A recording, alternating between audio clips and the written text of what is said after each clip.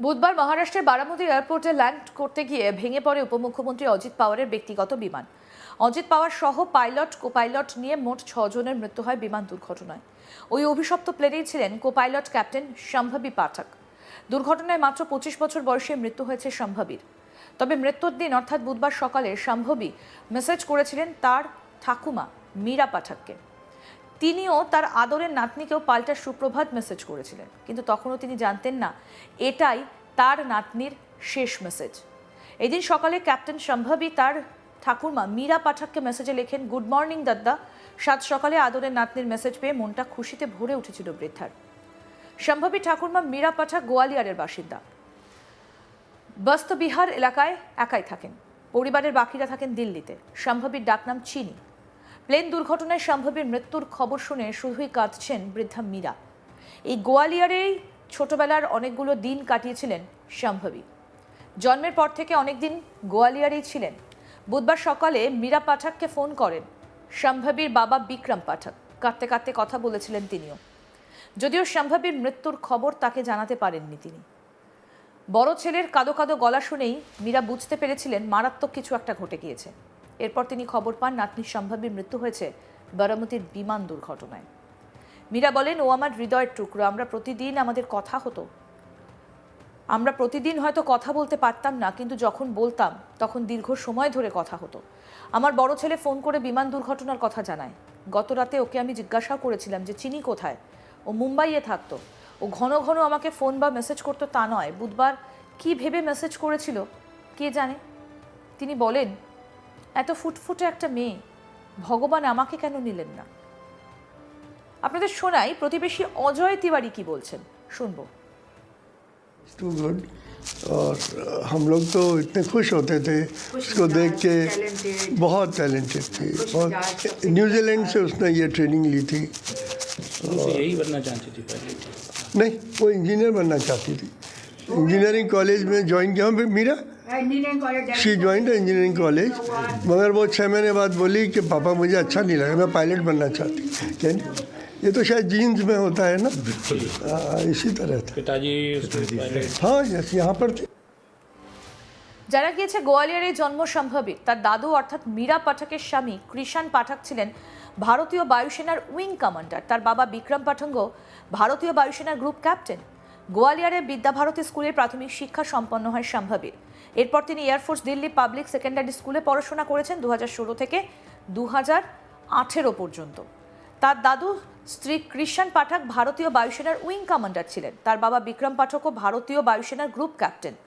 সম্ভাবীর প্রাথমিক শিক্ষা সম্পন্ন হয় গোয়ালিয়রের বিদ্যাভারতী স্কুলে। এরপর 2016 থেকে 2018 সাল পর্যন্ত এয়ারফোর্স দিল্লি পাবলিক সেকেন্ডারি স্কুলে পড়াশোনা করেছেন। আর এরপরে তিনি অ্যারোনটিক্স, অ্যাভিয়েশন, এরোস্পেস সায়েন্স এবং টেকনোলজি নিয়ে মুম্বাই ইউনিভার্সিটি থেকে পড়াশোনা করেন। তিনি মধ্যপ্রদেশের ফ্লাইং ক্লাবের সদস্যও ছিলেন, যেখানে তিনি বিমান চালানোর সূক্ষ্মতা শিখছিলেন। সম্ভাবীর বাবা ভারতীয় বিমান বাহিনীতে একজন অফিসার ছিলেন এবং ফলস্বরূপ তার পরিবার দীর্ঘদিন ধরে গোয়ালিয়রের বিমান বাহিনী কলোনিতে বসবাস করতেন। সম্ভাবীর শৈশব গোয়ালিয়রে কেটেছে। এখানেই তার পাইলট হবার স্বপ্ন বাস্তবায়িত হতে শুরু করেছে। পরে তিনি অ্যারোনটিক্স, অ্যাভিয়েশন, এরোস্পেস সায়েন্স এবং টেকনোলজি নিয়ে মুম্বাই ইউনিভার্সিটি থেকে পড়াশোনা করেন। নিউজিল্যান্ডের ইন্টারন্যাশনাল কমার্শিয়াল পাইলট একাডেমি থেকে তিনি কমার্শিয়াল পাইলট হিসেবে প্রশিক্ষণ নেন। সম্ভাবীর ঠাকুরমা মীরা পাঠক জানান, সম্ভাবী বেশ কয়েকবার মধ্যপ্রদেশের প্রাক্তন মুখ্যমন্ত্রী শিবরাজ সিং চৌহানকেও কয়েকবার প্লেন চালিয়ে নিয়ে গিয়েছিলেন।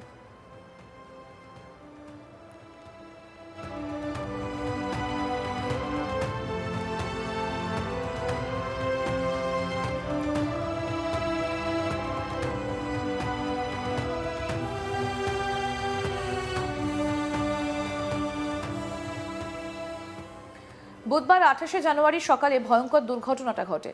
মহারাষ্ট্রের বারামতিতে মহারাষ্ট্রের উপমুখ্যমন্ত্রী অজিত পাওয়ারের বিমান দুর্ঘটনায় মৃত্যু হয়। বারামতি বিমানবন্দরে অবতরণের সময় ভেঙে পড়ে বিমানটা। দুর্ঘটনার সময় উপমুখ্যমন্ত্রী ওই বিমানেই ছিলেন। বারামতি এয়ারপোর্টে ল্যান্ড করার সময় দুর্ঘটনাটা ঘটে বলে জানা গিয়েছে। প্লেনটা ভেঙে পড়ার পরই দাউ দাউ করে জ্বলে ওঠে প্লেনটা। দুর্ঘটনায় 6 জনের মৃত্যুর খবর নিশ্চিত করেছে ভারতের অসামরিক বিমান পরিবহনের নিয়ামক সংস্থা director general of civil aviation বা ডিজিসিএ।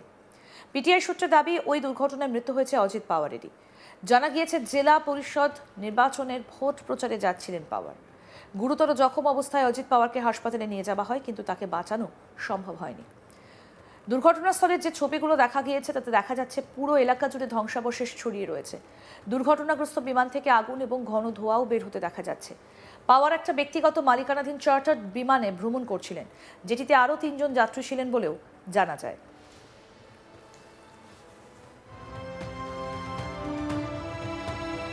বারামতি বিমানবন্দরে অবতরণের চেষ্টার সময় বিমানটা দুর্ঘটনার শিকার হয়। তবে পাওয়ারের কার্যালয় বা সরকারি কর্তৃপক্ষের তরফ থেকে সেই বিষয়ে এখনো পর্যন্ত নিশ্চিত করে কিছু বলা হয়নি।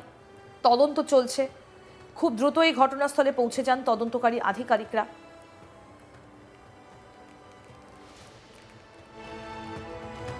প্রচণ্ড কুয়াশা ছিল, যেটা অ্যাভিয়েশন কোম্পানির তরফ থেকে বলা হয়েছে।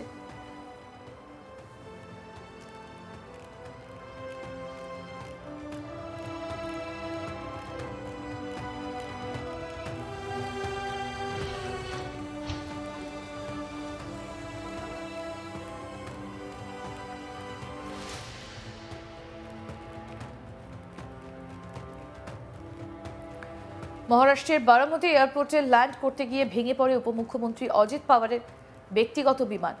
অজিত পাওয়ার সহ পাইলট কো পাইলট নিয়ে মোট 6 জনের মৃত্যু হয়েছে বিমান দুর্ঘটনায়। আর ওই অভিশপ্ত প্লেনেই ছিলেন কো পাইলট ক্যাপ্টেন সম্ভাবী পাঠক। দুর্ঘটনায় মাত্র 25 বছর বয়সে মৃত্যু হয় সম্ভাবী। তবে মৃত্যুর দিন অর্থাৎ বুধবার সকালে সম্ভাবী মেসেজ করেছিলেন তার ঠাকুরমা মীরা পাঠককে। তিনিও তার আদরের নাতনিকেও পাল্টা সুপ্রভাত মেসেজ করেছিলেন, কিন্তু তখনও তিনি জানতেন না এটাই তার নাতনির শেষ মেসেজ। এদিন সকালে ক্যাপ্টেন সম্ভাবী তার ঠাকুমা মীরা পাঠককে মেসেজে লেখেন, গুড মর্নিং দাদা। সাত সকালে আদরের নাতনির মেসেজ পেয়ে মনটা খুশিতে ভরে উঠেছিল বৃদ্ধার। সম্ভাবীর ঠাকুরমা মীরা পাঠক গোয়ালিয়রের বাসিন্দা। বস্ত বিহার এলাকায় একাই থাকেন, পরিবারের বাকিরা থাকেন দিল্লিতে। সম্ভাবীর ডাকনাম চিনি। প্লেন দুর্ঘটনায় সম্ভাবীর মৃত্যুর খবর শুনে শুধু কাঁদছেন বৃদ্ধা মীরা। এই গোয়ালিয়রে ছোটবেলায় অনেকগুলো দিন কাটিয়েছিলেন সম্ভাবী।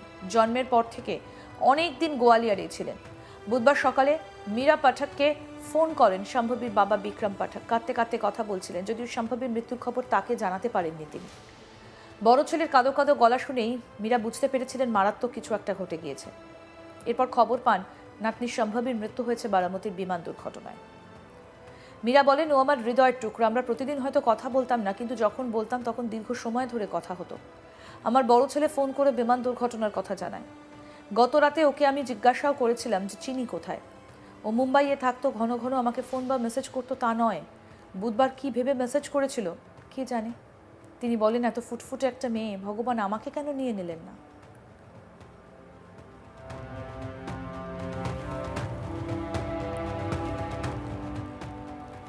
আরও আপডেট পেতে দেখতে থাকুন আজ তাক বাংলা। সাবস্ক্রাইব করুন, নোটিফিকেশন পেতে বেল বাটন অপশন প্রেস করুন।